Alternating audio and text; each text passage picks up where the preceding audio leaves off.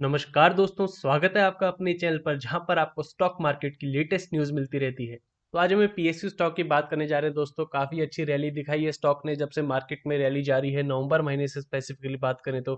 पर वहां पर अब ओएफएस को रिलेटेड लेटेस्ट न्यूज़ आ रही है तो देखेंगे क्या प्राइस रखा गया ओएफएस का, क्या रिस्की है इन्वेस्टर्स के लिए, अभी स्टॉक नीचे जा सकता है, वो सब डिस्कस करेंगे। साथ में परफॉर्मेंस भी देखेंगे कि फिलहाल परफॉर्मेंस कैसी रही है कंपनी की। तो यह वीडियो शुरू करने से पहले मैं बोलना चाहूंगा जो लोग चैनल पर नए हो सब्सक्राइब कर लें ताकि आपको स्टॉक मार्केट की लेटेस्ट न्यूज़ एनालिसिस मिलता रहे। स्टॉक आप देख सकते हैं SAIL steel authority India of limited, जहां पर आज लगभग 2.5% के आसपास की गिरावट थी स्टॉक में। इंट्राडे हाई अगर देखें तो 76.60 के आसपास स्टॉक ने हाई बनाया था। अगर स्टॉक की 1 ईयर की परफॉर्मेंस देखें तो यहाँ पर आप देख सकते हैं कंपनी लगभग आज से 1 साल पहले 50 रुपए पर चलती थी। क्रैश के टाइम 20 रुपए के आसपास आ गई थी और वहां से लगभग 4 गुना हो गई, ये कंपनी 80 रुपीज तक जा चुकी है। पर यहाँ पर देख सकते हैं आप कुछ दिनों से नेगेटिव बायस से चल रही है कंपनी, लगभग पिछले एक हफ्ते से यहाँ पर 80 रुपए से अब 74 रुपीज के आसपास आ गया है। तो 8 से 10% की गिरावट ऑलरेडी आ चुकी है और यहाँ पर अब ओएफएस को रिलेटेड एक न्यूज आ चुकी है जो नेगेटिव बायस बनाती है, क्योंकि प्राइस अभी फिलहाल करंट प्राइस से काफी नीचे है और ऐसा हमने पहले कई कंपनीज में देखा है।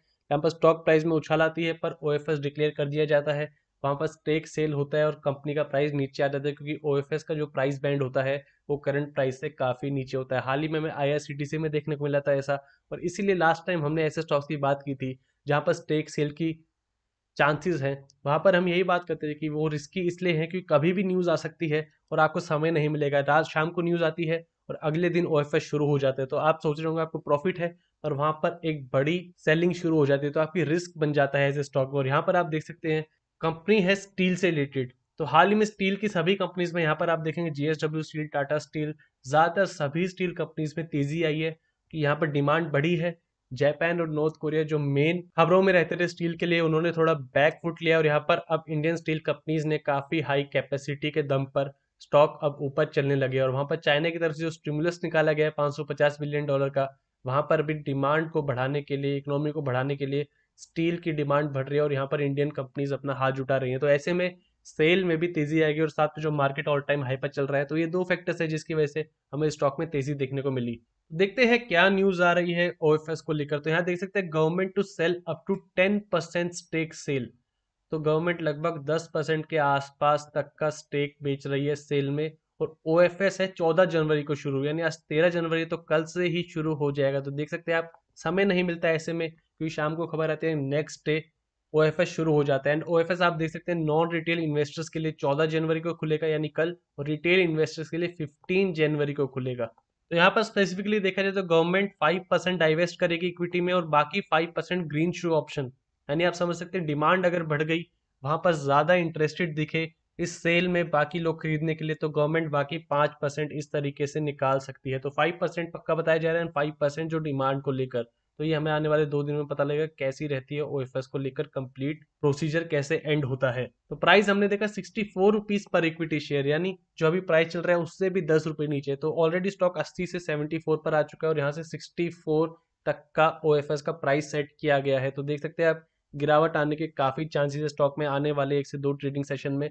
और वहां पर ओएफएस का साइज आप देख सकते हैं लगभग 20 करोड़ से ऊपर शेयर्स हैं जिनकी फेस वैल्यू है 10 रुपीज ईच। और यहाँ उसके अलावा एडिशनल 20 करोड़ शेयर्स और हैं जो हमने बात की ग्रीन शू ऑप्शन की, टोटल मिलाकर लगभग 41 करोड़ शेयर्स के आसपास, और टोटल अमाउंट इसकी हो जाती है 2664 करोड़। तो यहाँ पर आप देख सकते हैं काफी समय से गवर्नमेंट अपनी इकोनॉमी को रिवाइव करने के लिए काफी जगह से डाइवेस्ट कर रही है, स्टेक सेल कर रही है, और यहाँ पर अब हमें ऐसा ही सेल में देखने को मिल रहा है। तो यहाँ पर आने वाले दिनों में स्टॉक में जो इंटरेस्टेड लोग हैं, जो इन्वेस्टर लोग हैं, इस बात पर जरूर ध्यान रखें। तो देख सकते हैं आप आने वाले दिनों में हलचल बन सकती है स्टॉक में। चलिए कंपनी की परफॉर्मेंस देखते हैं। यहाँ पर आप देखिए ROCE 8.43% एंड ROE 6.43%, तो काफी लो लेवल के नंबर दिखाई दे रहे हैं, डबल डिजिट भी नहीं दिखाई दे रहा है। अब स्टॉक की परफॉर्मेंस देखेंगे तो जो मेजर पीएसयू स्टॉक्स हैं वैसी ही रही है, जहां पर 8 से 10 साल पहले स्टॉक्स काफी हाई चलते थे लेकिन एक लगातार बड़े डाउन ट्रेंड में चल रहे हैं। जहां पर आप देखते हैं 250 से शेयर ने फिलहाल हमने देखा 20 रुपए का लो बनाया था। तो हर बार आप देख सकते हैं स्टॉक नीचे आता है, एक लोअर हाई बनाता है, फिर एक lower low, lower high and again lower लो।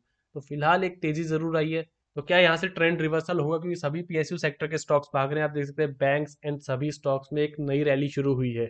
पर क्या ये पहले की तरह एक नया लोअर हाई बनाकर न्यू लोअर लो बनाएंगे, तो वो देखने लायक बात होगी। क्या यह बॉटम आउट हो चुका है, तो इस बात पर आप जरूर ध्यान रखें। मार्केट ऑल टाइम हाई पर है, तो यहाँ पर प्रॉफिट बुकिंग जब आएगी तो ऐसे शेयर्स में भी आपको प्रॉफिट बुकिंग देखने को मिलेगी। प्रॉफिट लॉस रिपोर्ट देखी जाए लंबे समय की, तो रीजन आप देख सकते हैं, सेल जरूर बढ़ी है कंपनी की 40,000 करोड़ से 60,000 करोड़ 10 साल में। ऑपरेटिंग प्रॉफिट भी आप देख सकते हैं 10,000 करोड़ होता था, वहां से स्टेडी होकर 4,000 करोड़ है, पर फिलहाल कुछ सालों में हाई हुआ है, 10,000 करोड़ तक पहुंचा जरूर है। लेकिन मेन मार्क जहां कंपनी को पड़ रही है वो है इंटरेस्ट एंड डेप्रिसिएशन। तो पहले इंटरेस्ट जो 1,000 करोड़ से भी कम का था, अब वो 3,500 करोड़ के आसपास पे करना पड़ता है, एंड डेप्रिसिएशन कॉस्ट 3,700 करोड़। तो मेजर चंक जो कंपनी के प्रॉफिट का है वो दोनों चीजें खा जाती हैं, जिसकी वजह से आप देख सकते हैं कि लंबे समय से स्टॉक ने 2,000-2,500 करोड़ के आसपास का ही हाई नेट प्रॉफिट बनाया। देख सकते हैं आप 2013 में भी 2,300 करोड़ था, फिर कुछ समय नेगेटिव दिया, एंड अब पिछले 2 साल से 2,100 एंड 2,300 करोड़। तो मेन रीजन कंपनी के डेप्रिसिएशन का एंड इंटरेस्ट का हमें दबाव दिखाई दे रहा है कंपनी पर। एंड उसका दबाव आप देख सकते हैं बोरोइंग, क्योंकि कंपनी की 47,400 करोड़ की बोरोइंग्स है एंड 36,000 करोड़ के रिजर्व्स हैं। तो रिजर्व्स हाई हैं, यहाँ पर स्टेडी है रिजर्व काफी समय से, लेकिन जो बोरोइंग्स है वो काफी बड़ी है। 17,000 करोड़ जो 2012 में थी, वहां से बढ़कर अब हमें 47,000 करोड़ फिलहाल के क्वार्टर में देखने को मिल रही है। तो यही रीजन है कि पीएसयू स्टॉक्स पर, काफी स्टॉक्स पर ऑलरेडी डाउन चल रहे हैं, पीएसयू पर नेगेटिव सेंटीमेंट बना है, एंड कंपनीज के जो बैलेंस शीट है वहां पर हमें काफी कर्जा दिखाई देता है। इसकी वजह से जो भी रैली आती है वो सेल ऑफ हो जाती है, यानी प्रॉफिट बुकिंग आ जाती है। शेयर होल्डिंग पैटर्न की बात की जाए तो प्रमोटर्स के पास 75% है प्रेसिडेंट ऑफ इंडिया के अंडर, एफआईआईज के पास 3.23%। तो फिलहाल जून से सितंबर क्वार्टर में हिस्सेदारी बढ़ाई थी एफआईआईज ने, और वहां पर हमें रैली भी देखने को मिली, क्योंकि स्टील को लेकर पॉजिटिव सेंटीमेंट था। अच्छे वॉल्यूम्स देखने को मिल सकते हैं इस बार रिजल्ट में। और डीआईएस की बात करें तो 13.65% है, जो 14.12% थी लास्ट टाइम।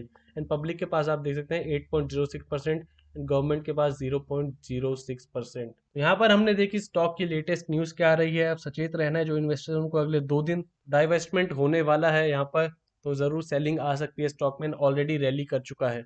तो अगर चार्ट देख रहे हैं तो फिलहाल वीकली चार्ट देख रहे हैं हम, यानी एक कैंडल आपको पर वीक का डेटा दिखा रहे हैं। आपके पास लगभग 10 साल का चार्ट ओपन है, तो देख सकते हैं आप 10 साल में स्टॉक एक तरीके के चैनल में चल रहा है, जहां पर एक बाउंस आता है और वो फिर सेल ऑफ हो जाता है, लोअर लो बनता है, अगेन लोअर हाई बना, उसके बाद sell off and lower low. तो फिलहाल तेजी जारी है कंपनी में। यहाँ पर ओएफएस को लेकर जो न्यूज आ गई उसकी वजह से अब थोड़ी रुकावट आ सकती है। देख सकते हैं यहाँ पर रेंज बाउंड चल सकता है और थोड़ी गिरावट भी आ सकती है। लेकिन यहाँ पर जो ऊपर की तरफ लेवल इंपॉर्टेंट है वो 90 रुपए का, फिर देख सकते हैं आप यहाँ पर एक ट्रेंड लाइन रेजिस्टेंस है एंड एक इंपॉर्टेंट डिमांड जोन है, उसका कॉन्फ्लुएंस हो रहा है। तो देख सकते हैं आप यहाँ पर भी 90 रुपए के आसपास सेल ऑफ आया था लास्ट टाइम भी, स्टॉक 90 से लगभग 100 रुपए के आसपास गया, पर टिक नहीं पाया, एंड अगेन यहाँ पर एक सेल ऑफ आया, 90 रुपए को टेस्ट किया था। तो आने वाले दिनों में ये दो लेवल इंपॉर्टेंट रहेंगे। अगर स्टॉक में ओएफएस कंप्लीट हो जाता है, मार्केट में क्रैश नहीं आता, ऊपर की तरफ बढ़ता है, अच्छे वॉल्यूम्स रिपोर्ट होते हैं, तो देख सकते हैं आप लगभग 90 रुपए की तरफ ऊपर का टारगेट है। एंड ये वीकली चार्ट है, तो ऐसा नहीं है कि 2 दिन में आ जाएगा, इसमें समय लग सकता है। एंड नीचे की तरफ अगर बात करें तो आप देख सकते हैं ये लेवल लगभग ओएफएस के प्राइस के आसपास ही है, 65 के आसपास। तो यहाँ पर ओएफएस 64 पर है, तो आप नेगेटिव सेंटीमेंट लेकर चल सकते हैं। लेकिन ये लेवल एक तरीके का जब भी क्रॉस होता है, एक तरीके का सपोर्ट बन जाता है, यहाँ से डिमांड क्रिएट होनी शुरू होती है। तो जब गिरावट होती है तो इसी लेवल से आप देख सकते हैं टेस्ट होता है और गिरावट आती है। तो ये लेवल काफी इंपॉर्टेंट रहेगा जो ओएफएस के आसपास है, 65 66 के आसपास। तो इसको आप लॉन्ग टर्म के दायरे से लेकर चल सकते हैं। हाल ही में एक एक्सपेंडिंग पैटर्न बनता दिखा था हमें चार्ट में, यहाँ पर एक्टिवेशन हुई और यहाँ से स्टॉक ने जैसे ही इस ट्रेंड लाइन को ब्रेक किया, एक्सपेंडिंग पैटर्न वाले एक बड़ी रैली देखने को मिल गई। डेली चार्ट्स की अगर बात करें तो पहली बात जो नोट करने वाली है वो आप देख सकते हैं वही लेवल जो हमने ऊपर की तरफ बात की, लगभग 80 के आसपास। शॉर्ट टर्म में आप देखिए 80 एंड लॉन्ग टर्म में 90। तो शॉर्ट टर्म में 80 क्यों, यहाँ पर आप देखिए 2018 के आसपास यही हाई बना था, उसके बाद कंपनी नीचे गई एंड उसके बाद लगभग 60 रुपीज के आसपास से एक रेजिस्टेंस लिया। तो हाल ही में जो रैली आई है उसमें स्टॉक ने लगभग A B equal to C D pattern में रैली कंप्लीट हो चुकी है। अगर आप प्लस करेंगे देखेंगे यहाँ पर 33 रुपए से स्टॉक गया था लगभग 60 रुपए के आसपास, यानी 27 रुपए ऊपर, और उसके बाद गिरावट आई इन 54 से अगेन 27 28 रुपए ऊपर, आपके पास 80 रुपीज के आसपास का लेवल आ जाएगा। तो A B equal to C D rally complete है, फिलहाल एक करेक्शन जारी है, नीचे की तरफ इंपॉर्टेंट लेवल आप देख चुके हैं लॉन्ग टर्म में 65 66, एंड शॉर्ट टर्म की अगर बात करें तो ये लेवल आ जाता है लगभग 59.5 से 60 के बीच में। तो हाल ही में उम्मीद है कुछ दिन स्टॉक ओएफएस को लेकर इस ट्रेडिंग रेंज में चल सकता है। यहाँ पर इन मार्केट में करेक्शन आया तो वापस एक बायस चेंज हो सकता है। एमएससीडी की अगर बात करें तो आप देख सकते हैं स्टॉक सिग्नल लाइन से नीचे आता हुआ दिख रही है हमें, ईएमए की डिफरेंस की लाइन। एंड आप ईएमएस की बात करें तो यहाँ पर 21 ईएमए का सपोर्ट लेकर चढ़ा है स्टॉक इतने ऊपर तक। हाल ही में अब 21 ईएमए यहाँ पर आ जाएगा, इन स्टॉक भी नीचे आने का अनुमान है। 21 ईएमए पर स्टॉक नहीं रुका, तो देख सकते हैं आप 50 ईएमए नेक्स्ट सपोर्ट है जो लगभग इसी लेवल के आसपास आ जाएगा, 60 62 के आसपास। तो इन लेवल्स पर आप जरूर ध्यान रखें, साथ में कंपनी कैसी रिपोर्ट्स देती है। तो अगर आप फ्रेश बाइंग करने जा रहे हैं तो अभी सही समय नहीं लग रहा है इस स्टॉक में, क्योंकि ओएफएस है एंड मार्केट भी कुछ दिन रैली चल सकती है। बजट तक देखते हैं कैसा रहता है, मेटल्स के लिए गवर्नमेंट क्या अनाउंस करती है, एंड उसको बाद आप उन सब फैक्टर्स को लेकर स्टॉक में अगेन बाइंग कर सकते हैं। एंड आपको अगर अच्छा प्रॉफिट हो रहा है लगभग 40 रुपये से या 20 रुपये इन लेवल से, तो आप प्रॉफिट बुकिंग कर सकते हैं स्टॉक में। तो ये थी दोस्तों सेल से related latest news analysis. Video पसंद आए तो लाइक कीजिए और ऐसी और वीडियोस के लिए हमारे चैनल को सब्सक्राइब कीजिए।